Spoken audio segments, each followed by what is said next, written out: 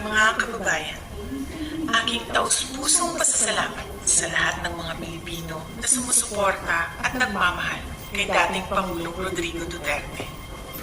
Sa mga kababayan natin sa Pilipinas, the Netherlands at iba't ibang panig ng mundo, napakalaking bagay para kay Pangulong Duterte ang pagtitipon ninyo para sa kanyang pag-uwi at kaarawan.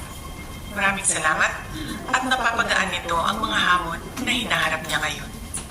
Alam din ni Pangulong Duterte na haharapin niya ang ICC na kasama ang lahat ng mga Pilipino sa iba't ibang panig ng mundo, lalo na ang mga kababayan natin sa Pilipinas. Sa kanyang pagdiriwang ng kanyang 80th birthday, huwag natin kalimutan na ipagdasal sa Diyos na sana ay biyayaan pa siya ng mas magandang kalusugan at mas mahabang buhay. Hilingin din natin sa Diyos na sana ay makauwi